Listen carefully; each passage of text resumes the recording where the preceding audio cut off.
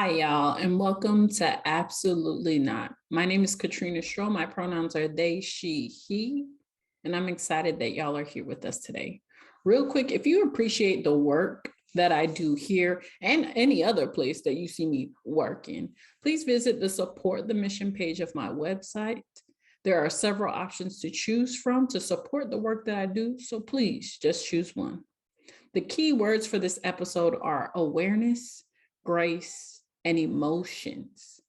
I encourage y'all to look up the definitions of these keywords and compare them to the definitions that you carry with you on a daily basis. If you need help comparing, please let me know. This episode is sponsored by BetterHelp. BetterHelp allows you to connect with one of 24,000 licensed therapists in a safe and private online environment. You pay just a low flat fee for unlimited therapy with your therapist. Visit www.betterhelp.com/absolutely-not for more information and to get 10% off your first month. This link can be found in the show notes. Today's episode is titled, I Take It to Heart. Ooh, I'm excited to talk about this with our amazing special guests, Matthew and Franceschini. He, him. After spending 3 years in a psychologically unsafe work environment, Matthew seeks to promote healing, prioritize health in a world of an apathetic majority, and overall deconditioning of the mind to promote self-actualization and collective progress. Hey, I love it. He identifies as Puerto Rican and Dominican, born and raised in the Bronx, New York. Thank you so much for being here with me today. How are you? Thank you for having me. I am doing good. Yeah. Doing great even. Really? I would even say great. Not yet. Because the title of this episode has me thinking, it has me anxious because I take it to heart. It's something that it's already emotionally activating for me. What are we taking to heart today? What are we doing today?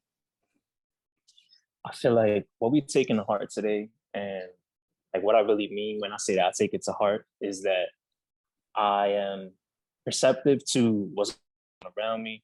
I naturally am looking at the small things within interactions and also like the implications of like what's going on in spaces.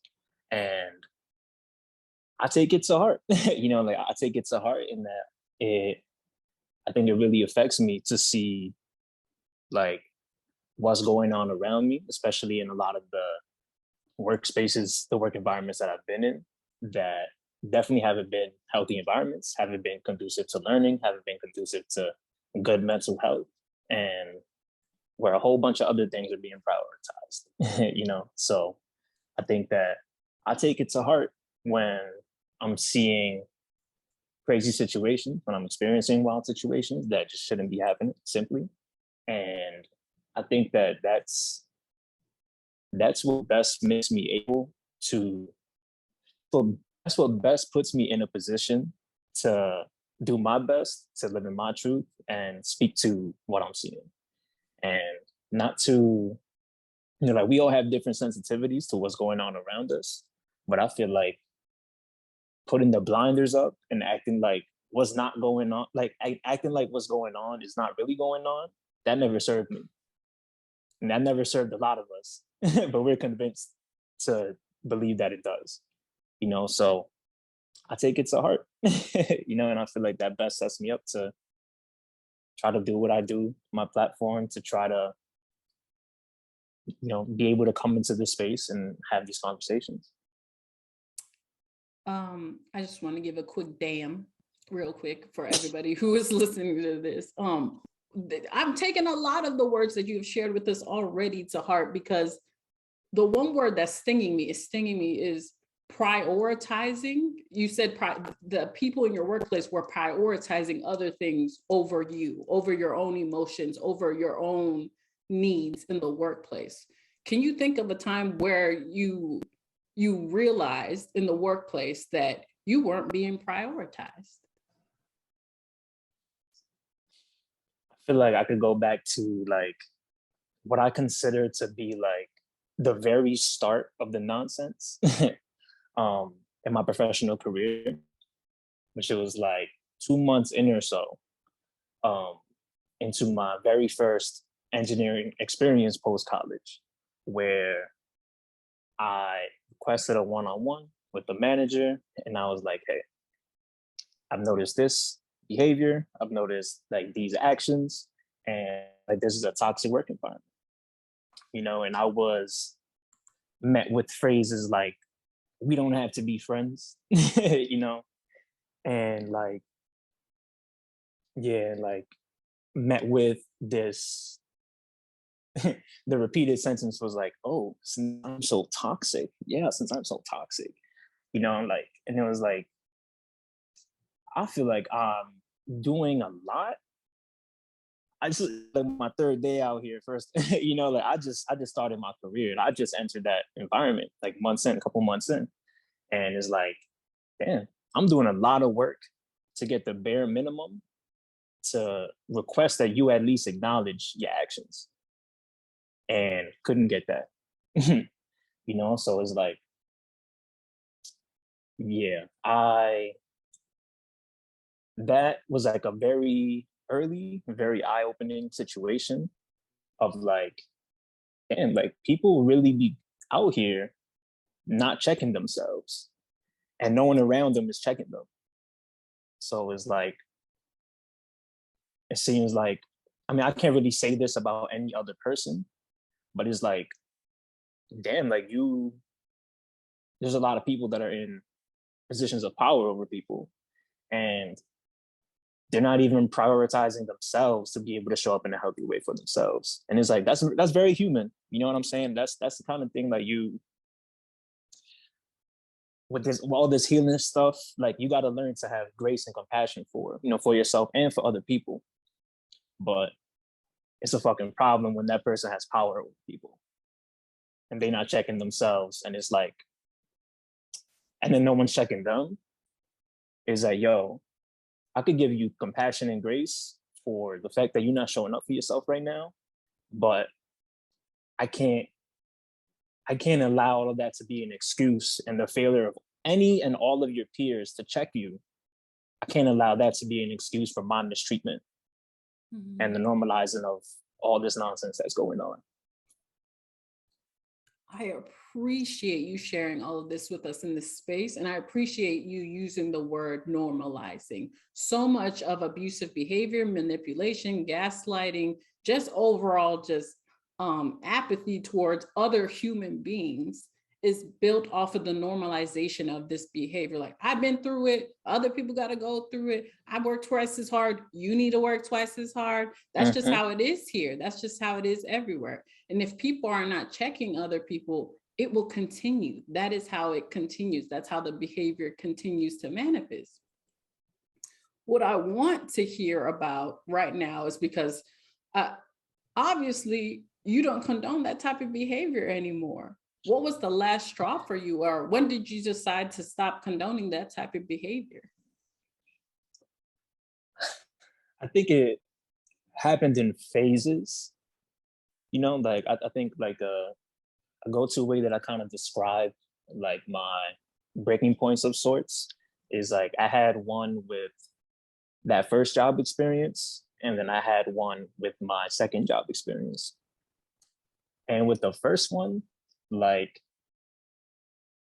when I tell you I tried through like 8 managers at like 4 or 5 different positions, as well as HR, as well as the Office of Equal Opportunity, like, and they all failed.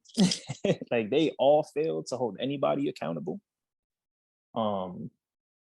It was like, damn, like I'm literally searching so deep. And with the way that I was moving, I was like, I really don't want to leave anything to assumption. I don't want to leave anything to like, wow, it's the whole organization is probably like this. It's like, I'm gonna see exactly where each step in this organization acts and how they move and how they look at these things. And I I got quotes for days. I spoke to so many different levels. And like there was a certain point after the eighth manager or so where I was like, I gotta get out of here. I've known for some time that I gotta get out of there, but it was like, yo, like I for real gotta get out of there. Like this shit runs deep, horizontally, vertically, and there's nobody holding anybody accountable in this organization. And thankfully, I was able to get another opportunity in New York. But then when I got there, same nonsense, northern version. The other one was in Maryland, this one was in New York. And I came into that experience with a whole different energy for sure of like, these people not about to play me again. And at the very first whiff that I got of some nonsense, which in that case was someone trying to be like, oh, like this is your first job, right? Like little friendly advice for you here. Oh, saying in response to me, saying like I was like, yo, this isn't gonna work for me, boom, boom, boom, boom. And his response was like, oh, saying this isn't gonna work for me, like, oh yeah, like you're gonna deal with a lot of different people and you gotta learn and just da da da da. And I was like, nah, bro, we're not doing this. This is and I broke down, yo, this is how you coming right now. This is why you wrong. First off, it's my second job, so you can relax all that. But I sincerely broke it down, like saying like every point that he was wrong. And like I kept moving with that energy to anybody that I spoke to, where it was like, I'm not about to go through 8 different levels of managers this time. I spoke to different levels at that company. I'm not going to lie, the head of HR and all that. But at that time, I knew like, yo, I'm outlining everything as to why you're wrong. And you have no excuse to say, oh, I didn't see this, I didn't know this. Because I'm putting you on blast, CCing whoever. Like, y'all are hip to what's going on. And there was a point in that experience, 100%, where I was like, yo, they are on such bullshit that I'm fully acknowledging full and well that I may be fired at this point or afterwards, fully acknowledging that. And there was a point where this may sound like, I don't know, like exaggerating or something, but I had truly like made peace with that fact. I had truly made peace of like, yo, they may very well hire me. And it's like, I obviously can't predict what's going to happen afterwards, but I know that whatever happens afterwards, like, yo, like, I believe that I'm gonna be fine. I'm gonna be okay. But I know that I'm not gonna be fine. I know that I'm not gonna be okay if I try to stay in this situation and just give in to the nonsense and kind of just give up and be like, all right, I guess this is just how they are here. That was never gonna work for me. You know what I mean? That was never gonna work for me. And after having gone through that initial experience, I've seen like, yo, like I was dead ass in survival mode for the 2 years that I was in Maryland. Mm-hmm. After a certain point, I was like, yo, straight in survival mode.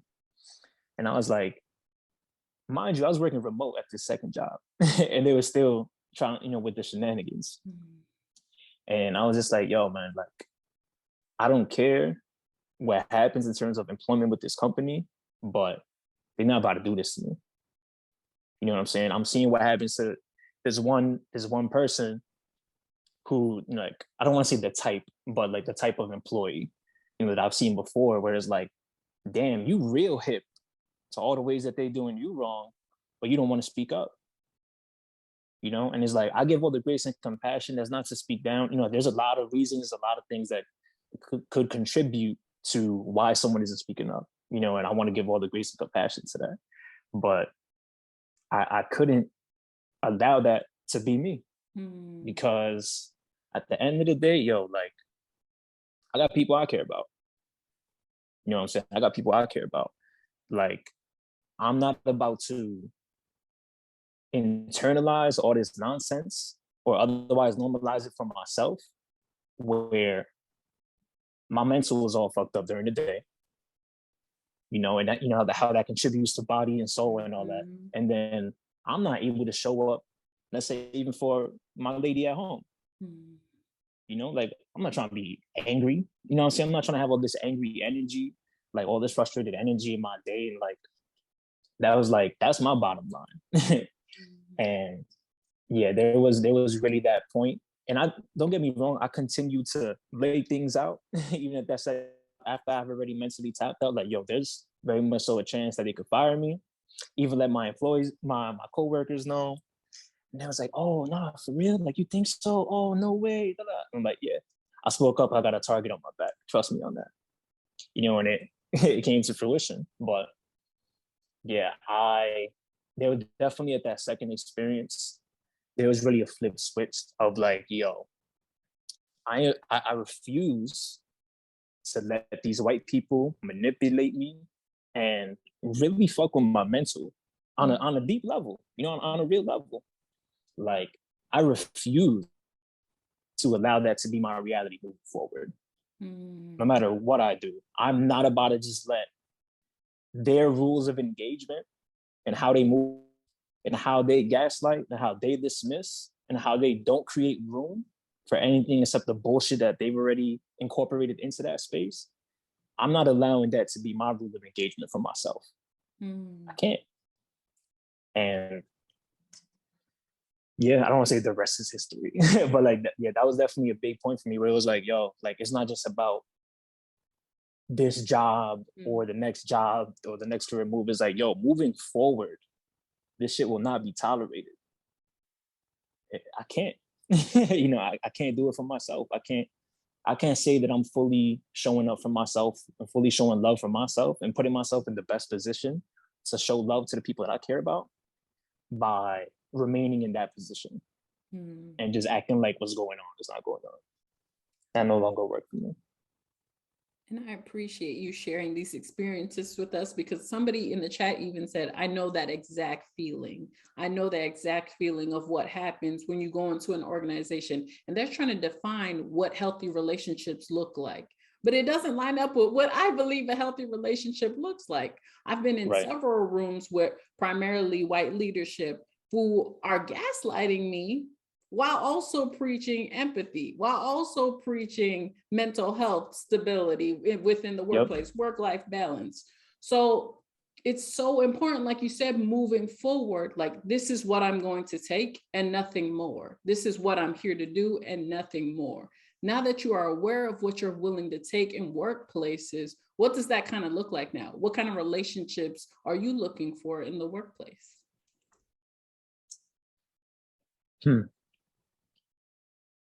I would say that I got like definitely blessed to work in the workplace that I'm working at now, because I think I had a post about this in the last week or so, that in reaction to all the nonsense that happened, I started to frame things from a lot of like what I won't tolerate. And I feel like I will admit that I feel like to this day, I'm still figuring out like, all right, even if I were to re-enter an engineering workspace, what would that look like for me? Those are still questions that I don't quite yet have answers to. But say that moving from that experience with a mindset of this is what the fuck I won't tolerate moving forward, it led me to, and all that, acknowledging that, and I'm grateful for it. This current opportunity where I'm in, and it's Black owned, woman owned, and no ego. You know what I mean? There's no nonsense. Like, it's like I think that I'm getting more of an answer as to what a successful like workplace and like work-life balance. I think I'm getting more of an answer for that day by day by being present in my current workplace that I'm in right now. Because nobody's ego tripping. Nobody's on no bullshit. A lot of the people there, they are trauma informed. People there have also as well worked in white spaces and experienced what that does to their mental, experience what that does to their body, experience what that does to their soul. So people are trauma informed, and it's like, hey, we are moving with an intentionality to not replicate what goes on in white corporate spaces, because we're hip, like we're hip to what that can do and what that can look like.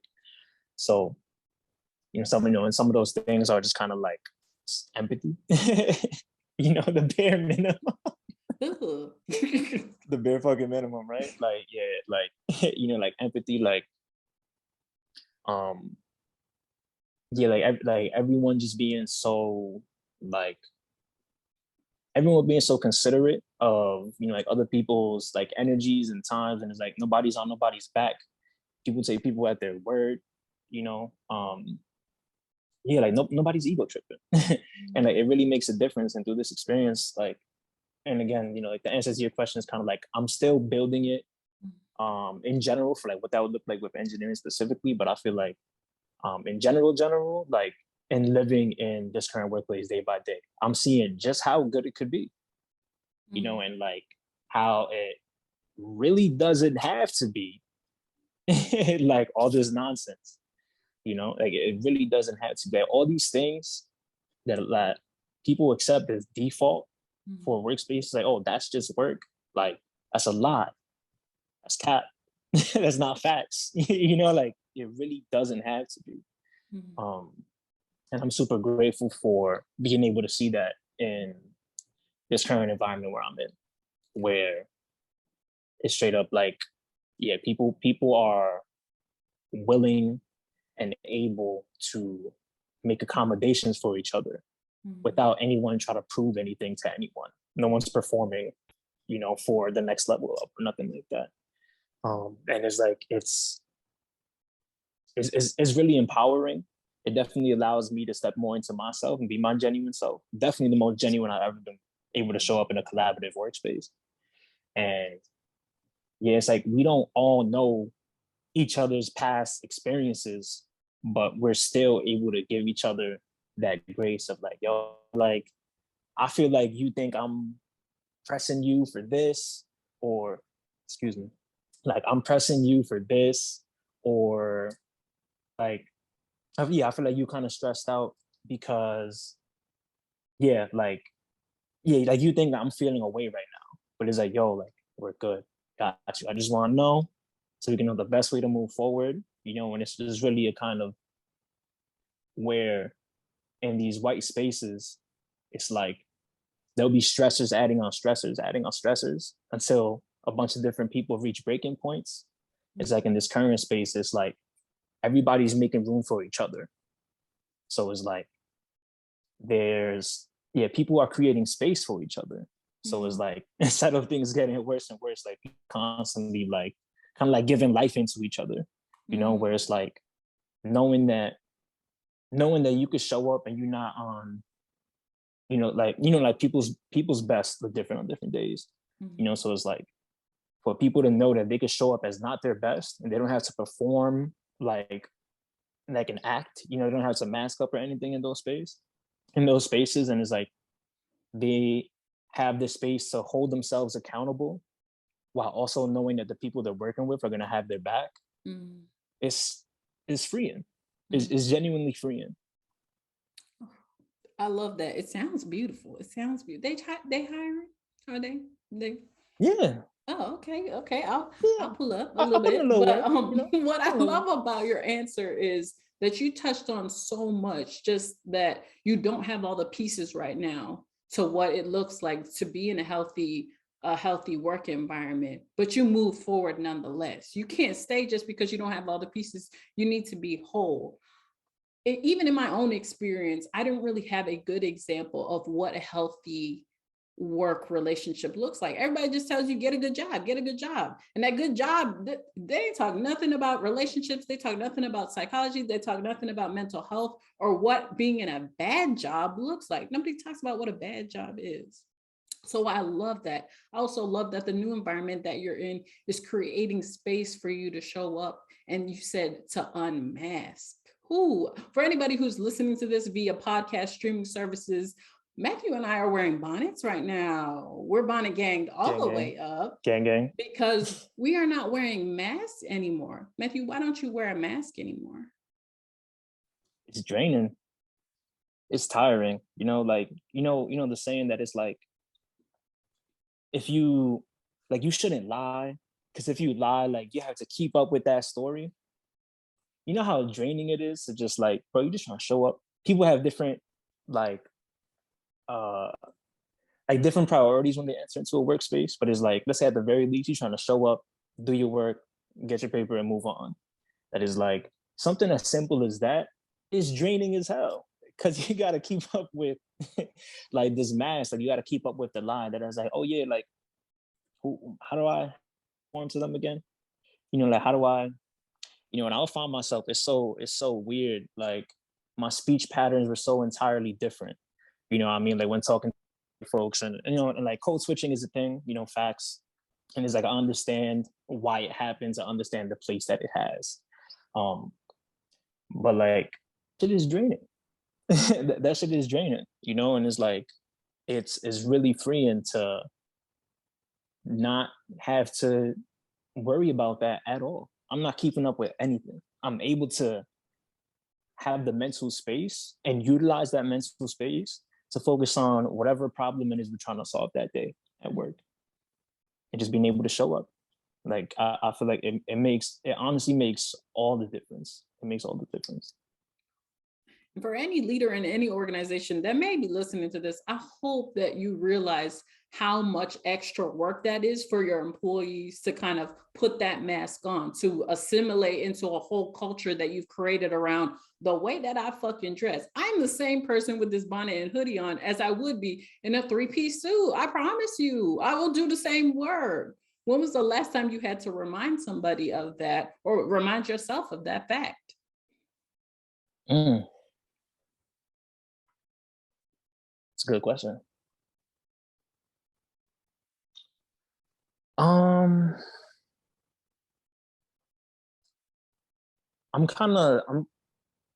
I think this is like in line with it, but like something, this is kind of bringing me back to a specific situation of like at my second job where and this was like toward the end where I was already fed up for sure. But in one of the last few conversations that I had with one of them that was wilding out, like they was like, oh, I prefer to be face to face with the people that I'm speaking to. Like we've spoken about this. We've spoken about this. And I was like, yeah, we did speak about this. And that is your preference. That is not my preference.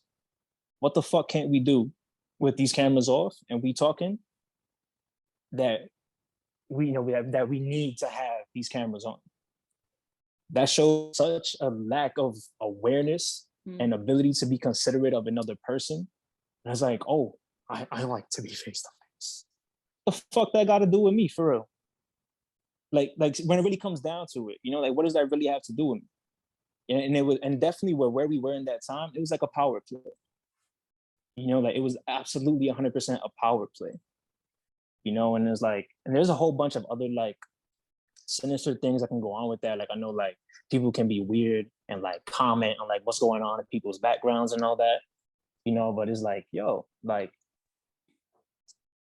yeah, I think that, sorry, to kind of like go back to the question a little bit, is like to be able to, I think being able in that moment to set that boundary with him and be like, yo, that's your preference. And that's cool. That's cool.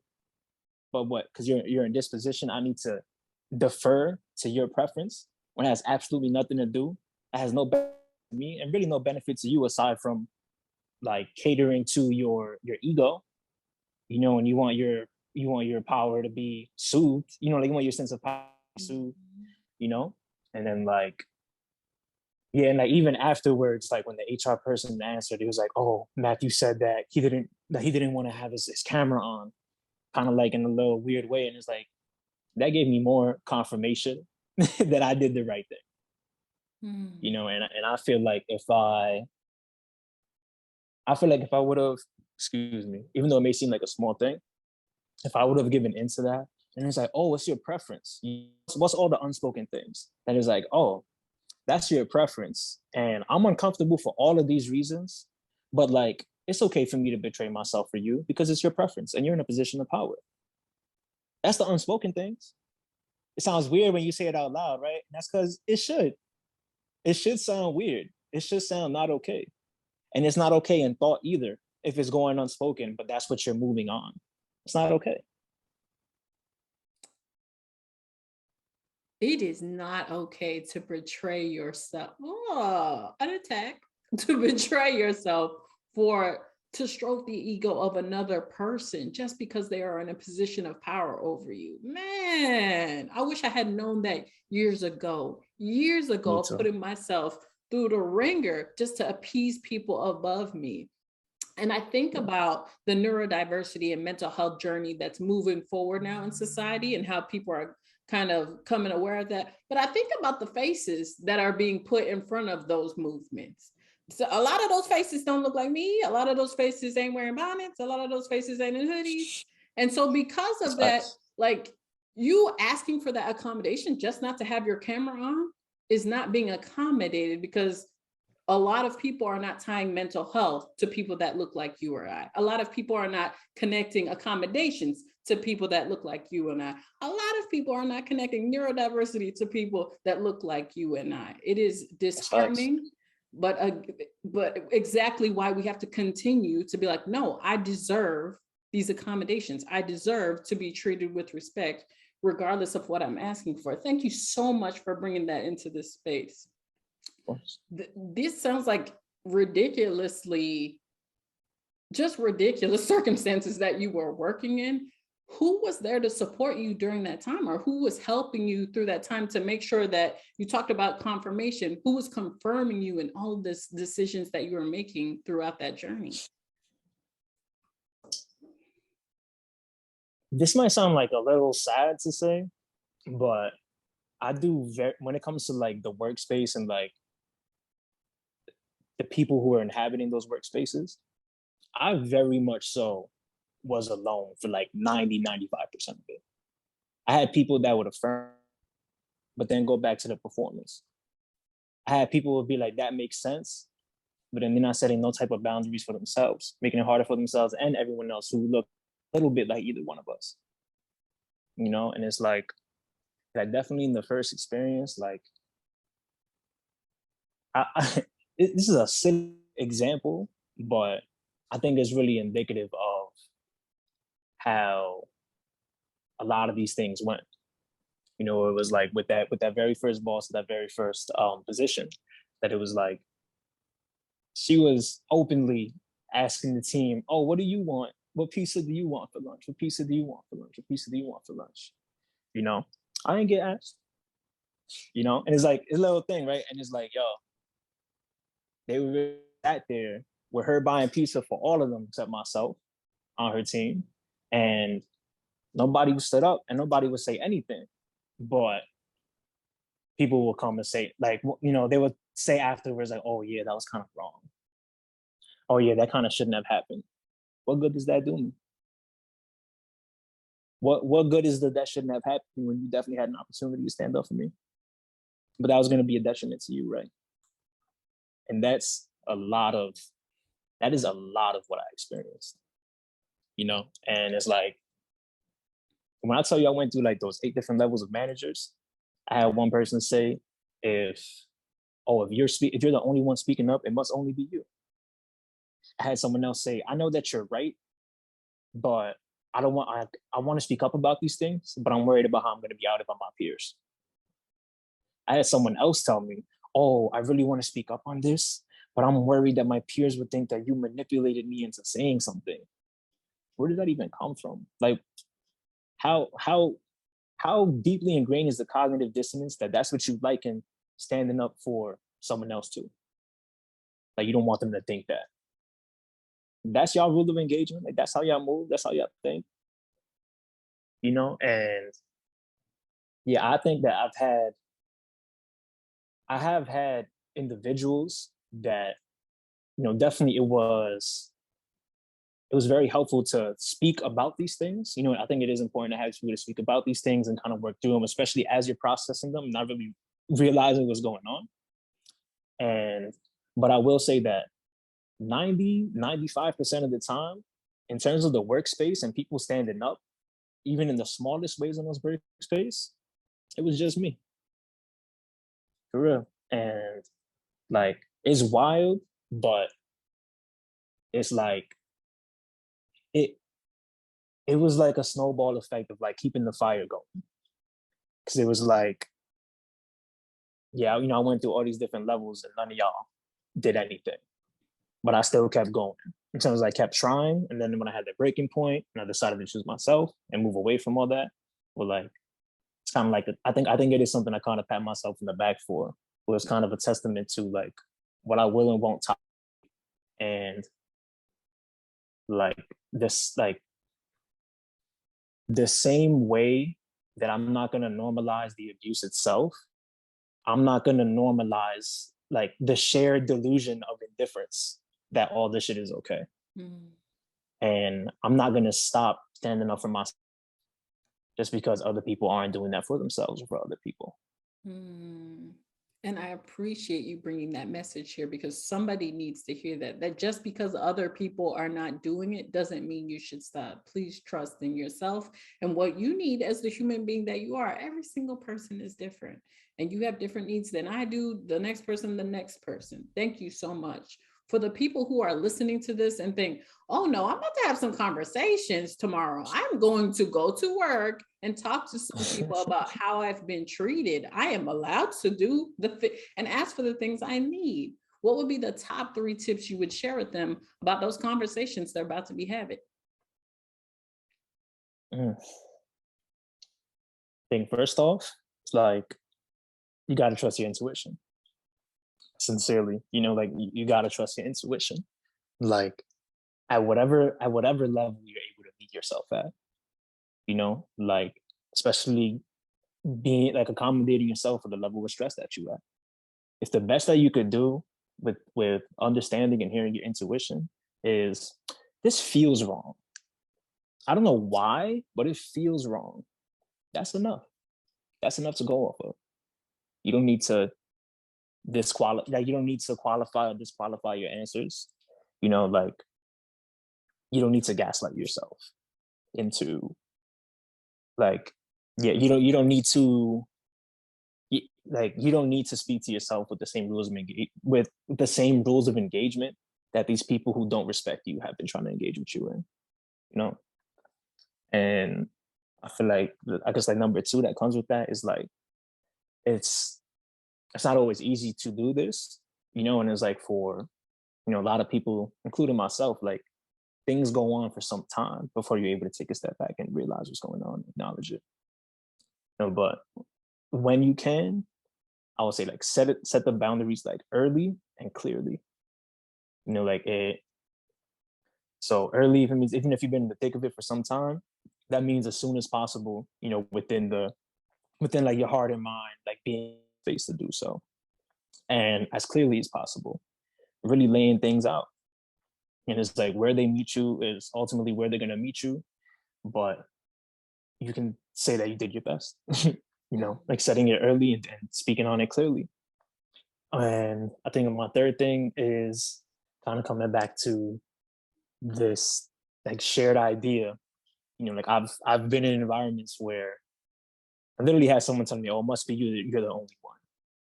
Meanwhile, I have other managers telling me about how other managers have bullied people, like really bullied people, and they're aware of that. And I had a coworker walk up to me like, "Oh yeah, I have PTSD from that experience. Haha, lol." And that's mad sad to see. That's mad sad to see like how normalized that is. And I would never wish it on anybody.